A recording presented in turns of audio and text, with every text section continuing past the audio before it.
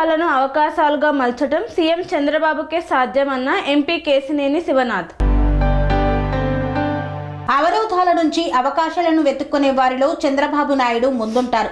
అలా అవకాశాలు సృష్టించి రాష్ట్రాన్ని అభివృద్ధి పదంలో నడిపించడం సీఎం చంద్రబాబుకే సాధ్యమని విజయవాడ ఎంపీ కేశినేని శివనాథ్, ఎన్టీఆర్ జిల్లా టీడీపీ అధ్యక్షురాలు గద్దె అనురాధ పేర్కొన్నారు. ఈ సందర్భంగా ఎంపీ కేశినేని శివనాథ్ మాట్లాడుతూ ఎన్టీఆర్ జిల్లా అధ్యక్షురాలుగా నియమితులైన గద్దె అనురాధ, ప్రధాన కార్యదర్శి చెన్నుబోయిన చిట్టిబాబులకు శుభాకాంక్షలను తెలిపారు. ఏడాదిన్నర పూర్తయ్యేలోపు సీఎం చంద్రబాబు నాయకత్వంలో ఎన్డీఏ కూటమి ప్రభుత్వం సూపర్ 6 పథకాలు సూపర్ హిట్ చేసి చూపిందన్నారు. ఎన్డీఏ కూటమి ప్రభుత్వం మంచి ప్రభుత్వం, ప్రజా ప్రభుత్వం అనే పలకరింపు, అభినందనలు ప్రజల నుండి వస్తున్నాయన్నారు.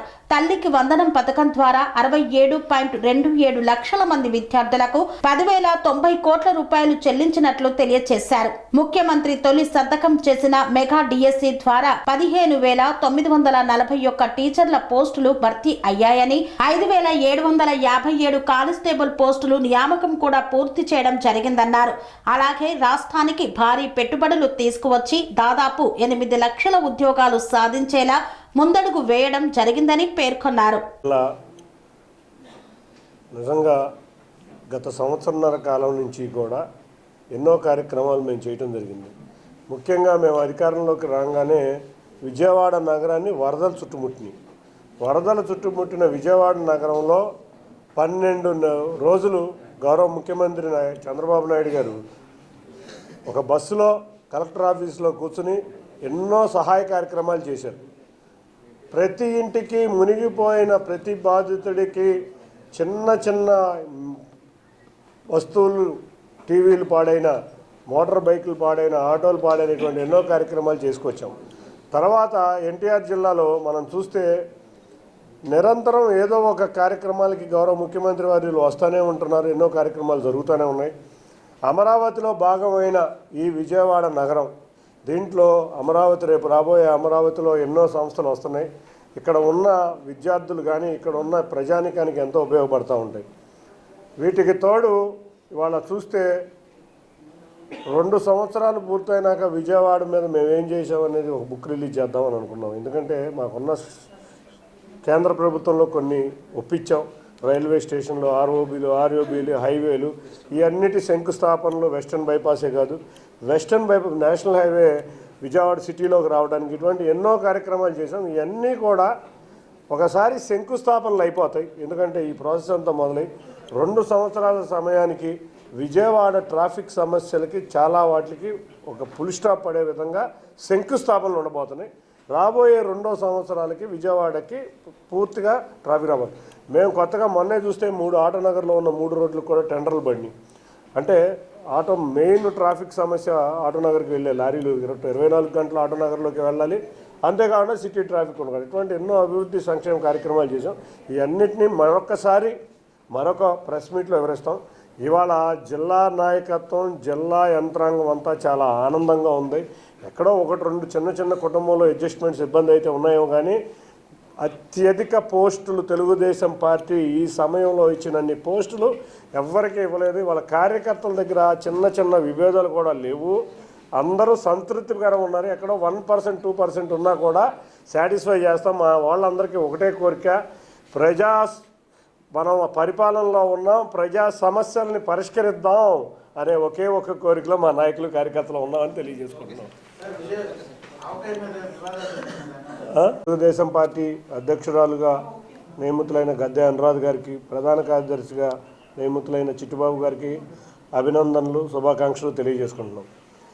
ఇవాళకి కూటమి ప్రభుత్వం అధికారంలోకి వచ్చి 1.5 సంవత్సరం పూర్తయిన సందర్భంగా ఎన్నో కార్యక్రమాలు ప్రజల మధ్యకు తీసుకువెళ్ళాం. చక్కగా సూపర్ 6 సూపర్ హిట్ అయింది. మేము మేనిఫెస్టోలో చెప్పిన కార్యక్రమాలే కాకుండా ఎన్నో ఇతర కార్యక్రమాలు ప్రజల వద్దకు తీసుకువెళ్ళి, సంక్షేమం కార్యక్రమాలు, అభివృద్ధి కార్యక్రమాలు ప్రజల వద్దకు తీసుకువెళ్ళి, ప్రజల దగ్గర నుంచి ఒక మంచి ప్రభుత్వం అనే చక్కటి ఒక పలకరింపు మాకు వచ్చింది. అంతేకాకుండా ఒక పండగ వాతావరణం రాష్ట్రమంతా నెలకొంది. మనం చూస్తే అధికారంలోకి వచ్చినాక పెన్షన్లు సుమారు ఇప్పటి వరకు 50,000 కోట్లు అంటే ప్రతి సంవత్సరం 33,000 కోట్లతో మొదలైన ఈ పెన్షన్ కార్యక్రమం ఈ సంవత్సరాల కాలంలో 50,000 కోట్లు ప్రజలకు అందిని 2,750 కోట్ల చొప్పున ప్రతి నెల మొదటి తారీఖున పెన్షన్ ఇవ్వడం మొదలుపెట్టాం. ఉచిత బస్సు సర్వీసు మహిళలకి, ప్రతి ఒక్క మహిళకి ఉచిత బస్సు సర్వీస్ ఇచ్చాం. 3 గ్యాస్ సిలిండర్లు, దీపం పథకం కింద 3 గ్యాస్ సిలిండర్లు ఇవ్వటం మొదలైంది. అన్నిటికన్నా తల్లికి వందనం కింద 10,190 కోట్లు ఈ సంవత్సరం ప్రతి తల్లి అకౌంట్లోనూ ప్రతి విద్యార్థులకి ఫీజుల కింద ఇవ్వడం జరిగింది. ఇమాములకి మౌజాములకి సుమారుగా 3,670 కోట్లు ఇవ్వడం జరిగింది. తర్వాత మొన్న ఫాస్టర్స్కి కూడా 50 కోట్లు వాళ్ళ అకౌంట్లో ఇవ్వడం జరిగింది. 3,670 కోట్లు మైనారిటీ సంక్షేమానికి ఖర్చు పెట్టడం జరిగింది. ఇటువంటి ఎన్నో కార్యక్రమాలు ప్రతి ఒక్క ఆటో డ్రైవర్కి 15,000 రూపాయలు ఇవ్వడం జరిగింది. గీత కార్మికులకి మద్యం షాపుల్లో 10% రిజర్వేషన్ ఇవ్వడం జరిగింది. ఇటువంటి ఎన్నో సంక్షేమ కార్యక్రమాలు గౌరవ ముఖ్యమంత్రి నారా చంద్రబాబు నాయుడు గారి నాయకత్వంలో కూటమి ప్రభుత్వం సంవత్సరంన్నర పూర్తి చేసుకున్నాక మేము చేశాం. ఈ కార్యక్రమాలన్నిటికీ ఆటో డ్రైవర్లకు 15,000 ఇచ్చాం, పురోహితులకు 15,000 ఇచ్చాం, జూనియర్ లాయర్లకు 10,000 గౌరవ వేతనం ఇచ్చాం, మెగా డిఎస్పీ ద్వారా 15,541 పోస్టులు ఇచ్చాం.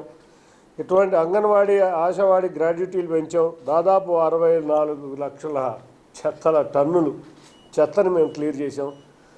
ఇటువంటి ఎన్నో కార్యక్రమాలు చేసాం. 1 కాదు 2 కాదు, చెప్పుకుంటూ వెళ్తే ఇవాళ దాదాపు సుమారు 70 కార్యక్రమాలు మేము మేనిఫెస్టోలో పెట్టని కార్యక్రమాలు కూడా చేసి ఈ ప్రభుత్వం మంచి ప్రభుత్వం అని తీసుకొచ్చి చేశాం. మొత్తం ఇక పరిశ్రమలు, పెట్టుబడులు చూస్తే భారీ ఎత్తున పెట్టుబడులు తీసుకొచ్చి ఆంధ్రప్రదేశ్ రాష్ట్రానికి భారీ ఎత్తున పెట్టుబడులకి తీసుకొచ్చాం. అన్నిటికన్నా ముఖ్యంగా రైతులకి రైతు భరోసా కింద సుమారు 7,460 కోట్లు ఇచ్చాం. ఇటువంటి కార్యక్రమాలు ఎన్నో చేశాం.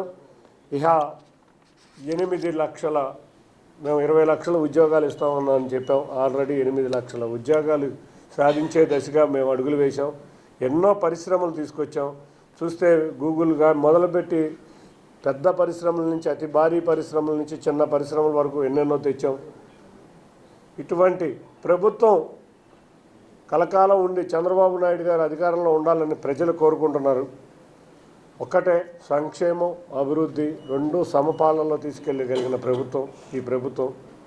కాబట్టి ఈ ప్రభుత్వం సంవత్సరన్నర సందర్భంగా మేము గౌరవ ముఖ్యమంత్రి వర్యులకి ఈ రాష్ట్ర ప్రజలందరూ కూడా చాలా కృతజ్ఞతాభావంతో ఉన్నారు.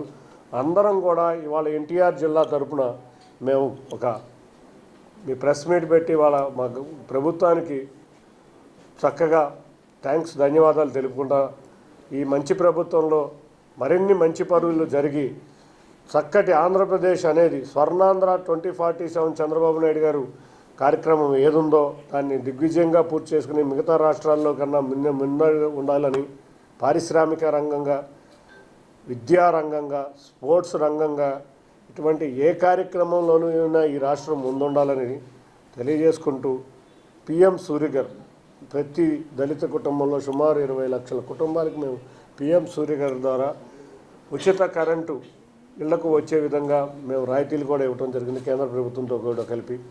ఇటువంటి ఎన్నో పథకాలు తీసుకొచ్చి ఈ ప్రభుత్వం కలకాలం ఉండాలని, తప్పకుండా ఇటువంటి మంచి ప్రభుత్వం ఉండాలని, ఇటువంటి కార్యక్రమాలు చేస్తున్న గౌరవ ముఖ్యమంత్రి వర్యులకి, గౌరవ పవన్ కళ్యాణ్ గారికి, లోకేష్ గారికి, మంత్రివర్గానికి అందరికీ ధన్యవాదాలు తెలుపుకుంటున్నాను.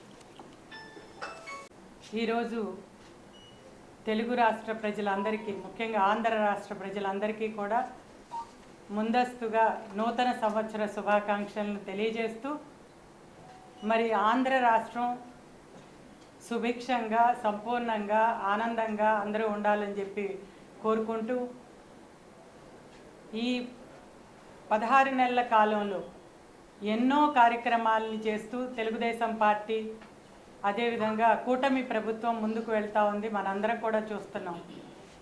ఈ సూపర్ 6 పథకాలు సూపర్ హిట్గా 2026వ సంవత్సరం 26లో సూపర్ 6 26ని ఆహ్వానిస్తూ ఉంది. మరి ఆ రకంగా ఈ రోజున ఈ ప్రతి ఒక్క సంక్షేమ కార్యక్రమాన్ని మనం చూస్తే ప్రజలందరూ కూడా చాలా ఆనందంగా ఉన్నారు. ఎన్టీఆర్ మరి భరోసా పింఛన్ కార్యక్రమం 1 తారీఖున, ఒకవేళ మనం 1 తారీఖున రేపు జనవరి 1 వచ్చింది ఇబ్బంది అయితే రేపే ఇస్తున్నాం 31వ తారీఖునే. అదేవిధంగా ఏదైనా పండగ వచ్చినా కూడా ముందు రోజునే, అంటే వాళ్ళు ఒక్కరోజు కూడా ఏ ఒక్కరూ కూడా ఇబ్బంది పడకూడదని చెప్పి మరి ఆ రకంగా ఈ రోజున 50,000 కోట్ల రూపాయలని ఇవ్వటం జరిగింది. ఇంకా దాదాపుగా 33,000 కోట్లు పంపిణీకి మరి ఈ రోజున నెలకి 2,750 కోట్ల చొప్పున సిద్ధంగా ఉంచడం జరిగింది. అదేవిధంగా తల్లికి వందనం పేరిట ప్రతి ఒక్క బిడ్డ కూడా ఈ రోజున చదువుకోవాలని, 2 పిల్లలున్నా 3 పిల్లలున్నా వాళ్ళందరికీ కూడా చదువు చెప్పించడమే కాకుండా చదువుకున్న ప్రతి ఒక్కరూ రేపు ఒకరి ముందు చేయి చాపకూడదు, ఎల్లకాలం ఒకరి ముందు చేయి చాపకూడదు అనే ఉద్దేశంతో మరి వాళ్ళకి ఉద్యోగ అవకాశాలు కల్పించాలనే చక్కటి ఉద్దేశంతో ఈ రోజున అటు చంద్రబాబు నాయుడు గారు ఒకవైపున, మరొక వైపున మరి నారా లోకేష్ గారు విద్యాశాఖ మంత్రి గారు చదువుకున్న తమ బిడ్డలందరికీ కూడా ఉద్యోగ అవకాశాలు కల్పించాలనే ఒక మంచి ఉద్దేశంతో ఈ రోజున ఇండస్ట్రీస్ని తీసుకురావటానికి మరి సర్వదా కృషి చేయటం మనందరం కూడా చూస్తూ ఉన్నాం. అవరోధాల నుంచే అవకాశాలని వెతుక్కోవాలనే ముఖ్యమంత్రి నారా చంద్రబాబు నాయుడు గారు ఒక్కరే కనిపిస్తారు. ఎందుకంటే గూగుల్ అనేది ఈ రోజున విశాఖపట్నానికి రావటం అంటే ఎప్పుడూ విమర్శించటం ఒక్కటే తెలిసిన మన జగన్మోహన్ రెడ్డి గారికి దానివల్ల ఉపయోగాలు కూడా ఎలా అర్థమవుతాయి, ఎలా చెప్తే వాళ్ళకి అర్థమవుతుందో మరి ఈ రోజున మరి ప్రతి ఒక్కరూ కూడా ఈ రోజున ప్రజలే వాళ్ళకి ఆల్రెడీ ఇప్పటికే చెప్పారు. అయినా కూడా వాళ్ళు ఇప్పటికీ ప్రతిదీ నాశనం వైపుకే వెళ్తున్నారు. ఒకవైపున అన్నా క్యాంటీన్ ఇంతమందికి భోజనాలు పెడతా ఉంటే, కడుపు నింపుతూ ఉంటే మరి అన్నా క్యాంటీన్లు మూసివేసిన చరిత్ర వాళ్ళదైతే మనం ఈ రోజున అన్నా క్యాంటీన్లని విస్తరిస్తూ మరి ఒక్కొక్క నియోజకవర్గానికి ఒక్కొక్క అన్నా క్యాంటీన్లని ఏర్పాటు చేసి మరి అన్నార్థులకు కడుపు నింపటంలో కానీ ఈ రోజున కృషి చేస్తూ మనం ముందుకు వెళ్తున్నాం. దీనికి ప్రజలందరూ కూడా చాలా సంతోషంగా ఉన్నారు. దివ్యాంగులకి గతంలో 500 నుంచి 3,000 చేసింది మనమే, 6,000 చేసింది తెలుగుదేశం ప్రభుత్వమే. ఈ రోజున 15,000 రూపాయలు దివ్యాంగులకి ఇస్తూ మరి వాళ్ళు ఎక్కడ ఏ ఇబ్బంది పడకూడదని చెప్పి వాళ్ళకి 15,000 చేసిన చరిత్ర మరి తెలుగుదేశం పార్టీది. అదేవిధంగా ఈ రోజున కూటమి అక్కడ మరి మోడీ గారు కూడా మనతో మరి ఈ రోజున సఖ్యతతో నారా చంద్రబాబు నాయుడు గారు ఒక వ్యవస్థ ఆర్థికంగా మరి ఆ రోజున మేనిఫెస్టోలో మనం ఎన్నో కార్యక్రమాలు పెట్టుకుని అధికారంలోకి వచ్చాం.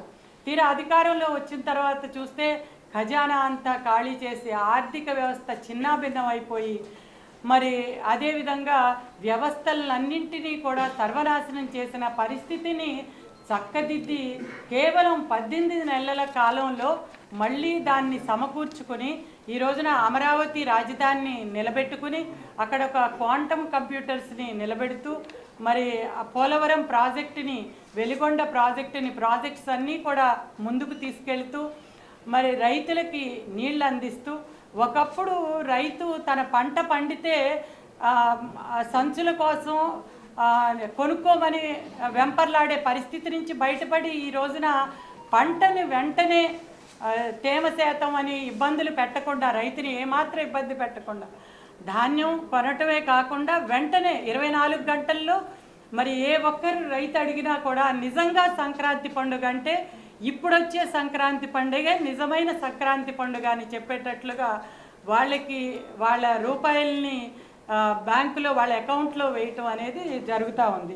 అదేవిధంగా రహదారులు, రోడ్లు చూస్తే మరి ఇప్పటికే రిపేర్స్ చేసిన రోడ్లు కూడా ఎక్కువగా వర్షాలు పడిపోవడంతో మళ్ళీ 3,000 కోట్ల రూపాయలని కేటాయించి ఎక్కడికక్కడ రహదారులను నిర్మాణం చేయటం మనందరం కూడా చూస్తున్నాం. అదేవిధంగా గీత కార్మికులకి 10% మద్యం షాపులకి కేటాయించడం జరిగింది. ఆటో డ్రైవర్లకి మనం గతంలో ఎప్పుడు చూడలేదు, వాళ్ళకి 15,000 రూపాయలు ఆటో డ్రైవర్లకి వేయటం. స్త్రీ శక్తి పథకం ద్వారా మరి ఉచితంగా బస్సు సౌకర్యం కలుగజేయటం అనేది మహిళల్లో ఎంతో ఆనందాన్ని తీసుకొచ్చిన దాంట్లో ఏమాత్రం సందేహం లేదు.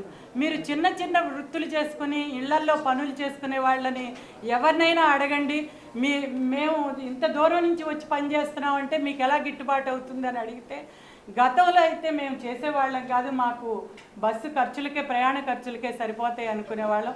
ఇవాళ మాకు అది 3,000 4,000 రూపాయలు కలిసి వస్తూ ఉంది. దానివల్ల మేము దూర పనులకు కూడా వెళ్ళి పనులు చేసుకుని చేదోడు వాదోడుగా ఇళ్లలో వాళ్ళకి ఉండగలుగుతున్నాము అని అంటే అది కారణం మరి స్త్రీ శక్తి పథకం ద్వారా ఈ బస్సు ఉచిత బస్సు ఏర్పాటు చేయటంలో మహిళలు మరి ఎప్పటికీ మహిళలకి పెద్దపీట వేసింది తెలుగుదేశం పార్టీ. ఆనాడు ఎన్టీఆర్ తెలుగుదేశం పార్టీ స్థాపించినప్పుడు ఏ రకంగా అయితే మరి మహిళల కోసం ఆ రోజున యూనివర్సిటీ వాళ్ళు చదువుకోవడానికి యూనివర్సిటీని ఏర్పాటు చేసిన, ఆస్తిలో సమాన హక్కులు ఇచ్చిన, మరి స్థానిక సంస్థల్లో వాళ్ళకి రిజర్వేషన్స్ ఇచ్చిన తెలుగుదేశం వల్లనే సాధ్యమైంది. మరి డ్వాక్రా గ్రూపులను తయారు చేసిన నారా చంద్రబాబు నాయుడు గారు వాళ్ళందరికీ బ్యాంకులో ఆర్థిక అక్షరాస్యతని ఆయన నేర్పటమే కాకుండా వాళ్ళ చేతి వృత్తుల కోసం స్కిల్స్ని డెవలప్ చేసి వాళ్ళందరికీ కూడా మరి బ్రహ్మాండంగా వ్యాపారంలో స్కిల్స్ని అనేది నేర్పించింది తెలుగుదేశం పార్టీ, నారా చంద్రబాబు నాయుడు గారు. అదేవిధంగా మత్స్యకార భరోసా కింద గతంలో 10,000 ఉండే దాన్ని ఈ రోజున 20,000 చేయటం జరిగింది. అంతేకాకుండా మైనారిటీ సంక్షేమం కోసం 3,670 కోట్లని ఈ రోజున అందించటం జరిగింది.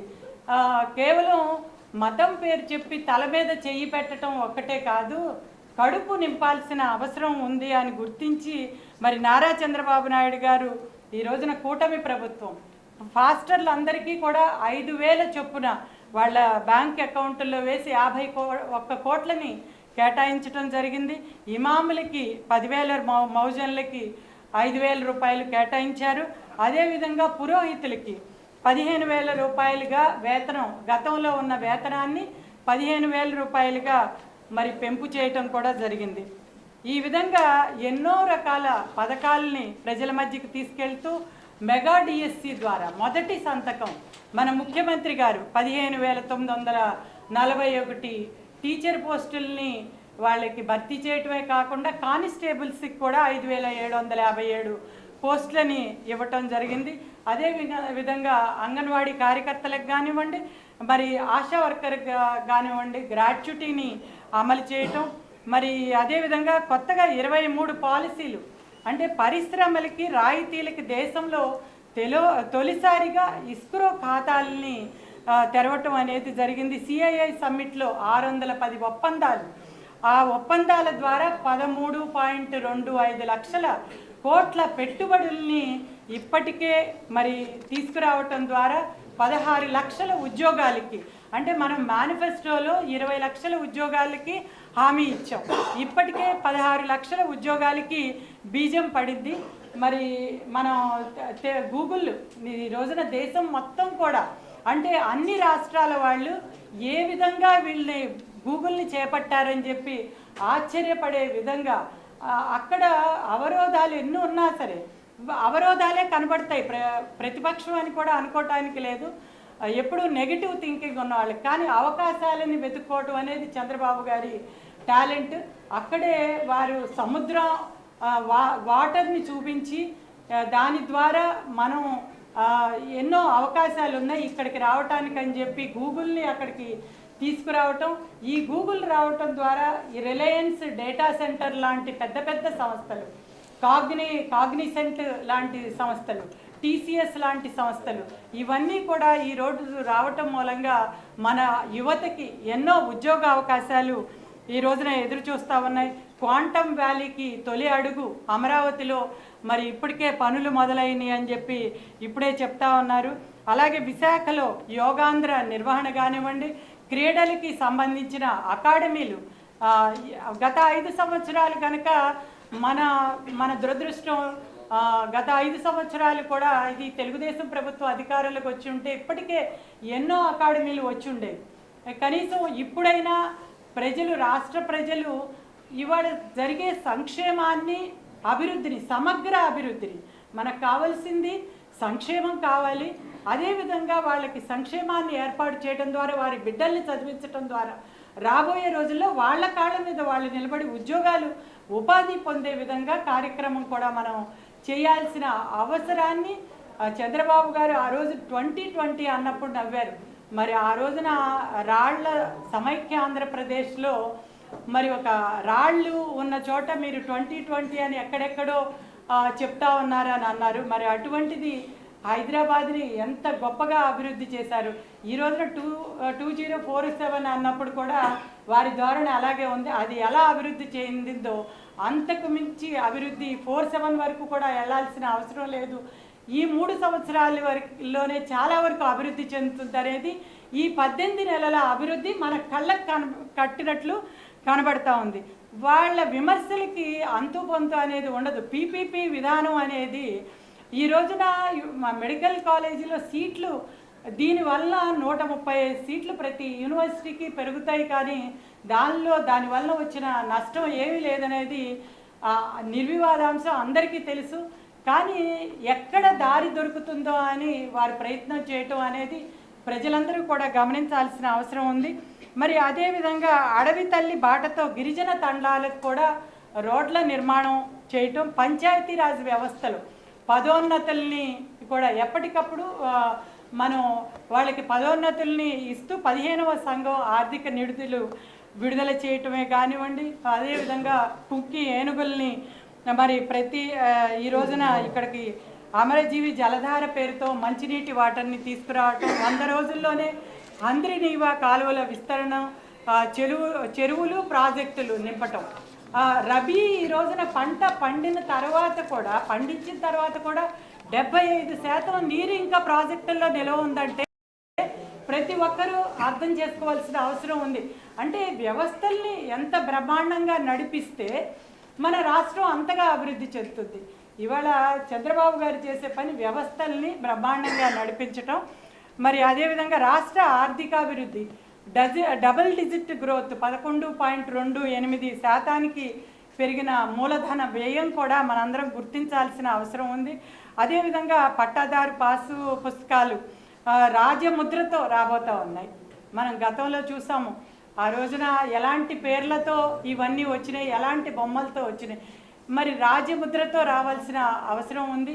అదేవిధంగా మరి పిల్లలకి సన్న బియ్యంతో మధ్యాహ్న భోజనం, మరి ప్రతి ఒక్కరూ గమనించాలి. సన్న బియ్యంతో భోజనం పెట్టిన తర్వాత ఈ రోజున ఏ పిల్లలు కూడా ఏ తల్లిదండ్రి కూడా స్కూల్లో చదివించే బిడ్డలు వాళ్ళ పిల్లలు తింటారో తినరో అని బాధపడాల్సిన అవసరం లేదు. హాయిగా బ్రహ్మాండంగా దాంతో చేసిన పలావు బిర్యానీతో మంచి భోజనాలు సన్న బియ్యంతో ఇవాళ విద్యార్థులందరూ కూడా భోజనం చేసిన పరిస్థితి మనందరం కూడా చూస్తూ ఉన్నాం. మరి అదేవిధంగా విద్యా వ్యవస్థలో పెను మార్పుల్ని తీసుకొచ్చారు నారా లోకేష్ గారు. మెగా టీచర్స్ పేరెంట్ మీటింగ్, పిల్లల పట్ల తల్లిదండ్రుల్ని శ్రద్ధ వహిస్తే ఆ పిల్లలు వృద్ధిలోకి వస్తే వాళ్ళ కాళ్ళ మీద వాళ్ళు నిలబడతారని చెప్పి ఇది డొక్కా సీతమ్మ మధ్యాహ్న భోజనానికి ఎంత చక్కటి పేరు పెట్టారు. ఆ డొక్కా సీతమ్మ గారు గతంలో అర్ధరాత్రి నది పడవల మీద ఎవరైనా ఫోన్ చేస్తే వచ్చి భోజనం పెట్టేళ్ళేదట ఆవిడ పేరు ఈ రోజున మధ్యాహ్న భోజన పథకానికి అంటే ఎంత గౌరవం చరిత్ర మీద ఈ రోజున ఈ ప్రభుత్వానికి. అదేవిధంగా సర్వేపల్లి రాధాకృష్ణ కిడ్స్, అదే విద్యని ఈ రోజున పెను మార్పులు తీసుకొచ్చిన మరి అటువంటి సర్వేపల్లి రాధాకృష్ణ గారి పేరు ఆ కిడ్స్కి, విద్యార్థుల కిడ్స్కి పెట్టడం అనేది మనందరం కూడా హర్షించాల్సిన విషయం. అదేవిధంగా 1వ తరగతి నుంచి ఇంటర్మీడియట్ వరకు విద్యార్థులకి హెల్త్ చెకప్లు, విద్యార్థుల్లో పరిశుభ్రత, అదేవిధంగా ముస్తాబు కార్యక్రమం ద్వారా పిల్లలకి నీట్నెస్ని అలవాటు చేయటం. విద్యుత్ రంగంలో ట్రూడోన్కి అంకురార్పణ చేశారు. విద్యుత్ కొనుగోలు ధరలు తగ్గించేలా కార్యాచరణ. ఈ రోజు వరకు కూడా ఎక్కడ కరెంటు బిల్లు అనేది పెంచలేదు. మన గత ప్రభుత్వంలో మరి జగన్మోహన్ రెడ్డి గారి ప్రభుత్వంలో అవన్నీ రేట్లు పెరిగిపోతా వెళ్ళింది విద్యుత్తు.